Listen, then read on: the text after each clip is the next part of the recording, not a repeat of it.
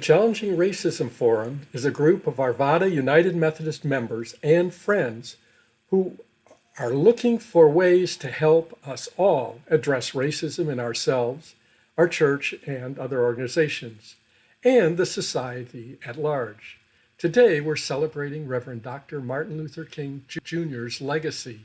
He challenged our country to end racism. When we reflect on the violent mob occupying the Capitol building, his proposal for how to end racism is an important reminder. Violence creates many more social problems than it solves. Last summer, Reverend Amy led a group of AUMC members and we read White Fragility together. After our 6 Zooms, Amy asked if any of us would like to form an ongoing group. Here are some reasons each of our members joined this forum. I joined because I never realized or viewed myself as a racist. But after reading White Fragility, participating in the discussion, I realized my white privilege made me a closet racist. So I must step out of the closet and join the real world. When we found out we were going to be grandparents 3.5 years ago, we found that she was going to be Black, and I felt it was both important and imperative that I learn more about who I needed to be in her world to help her be both whole and confident. Hi, I'm Georgia Duncan. I have an ancestor who was a slave owner. I used to think this was an honorable and glamorous position, but now I find it was degrading to owners and cruel to the slaves. No one should be able to own another human being. I've always been interested in issues of injustice, especially as they relate to race. When I began a relationship with a Black man 8 years ago, it became so important that I seek more issues for understanding of both my biases and how to be sure to be an advocate and an ally to people of all races and racial injustice issues.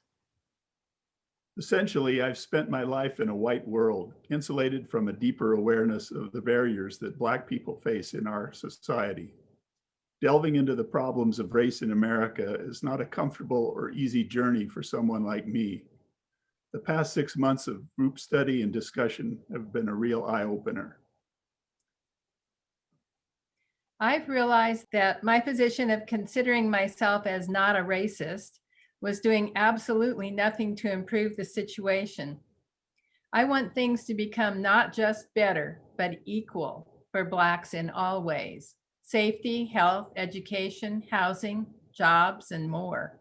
I joined this effort to begin to understand the realities and look for ways that I can help. Being frustrated that I couldn't march with the Black Lives Matter movement this last summer due to COVID, I chose to join this group to challenge racism and bring what we could to the congregation also. On this Reverend Dr. Martin Luther King Jr. Sunday, we hope you will commit to participating in challenging racism activities, or better yet, join the Challenging Racism Forum that meets weekly. When looking for information about Martin Luther King weekend and Martin Luther King Day, came across some information from Parker Palmer. Here's a question worth asking. Am I using whatever power I have in the service of love via my voice, my vocation, my personal and public witness? Dr. King was a man of action, nonviolent action. Here's another question worth asking. Am I willing to engage in acts of love, truth, and justice whenever I have a chance? Each of us has such chances every single day in our families, neighborhoods, classrooms, congregations, and workplaces. As we celebrate Dr. King's life and continue to feel the pain of justice postponed and denied, let's honor his legacy by joining love to power our personal and public lives. Let's ask our political leaders to do the same. And let's say no to leaders who make it clear that they have no capacity to honor Dr. King's vision. Only then can we live up to our high calling as citizens and our even higher calling as brothers and sisters in the human family. Across all our lines of difference and division, we must care for and about one another if Dr. King's beloved community is to be more than a dream. I invite all of you to look inside yourself and decide how you can grow and move beloved community forward in your lives. To receive communications about the Challenging Racism Forum, as well as to join our weekly conversations on how to be included in our discussions every Sunday on Zoom, contact Dr. Ken Bedell at kbedell@civilrightsdream.com. We welcome all who seek racial justice, internal growth, and understanding of our place on the path of reconciliation.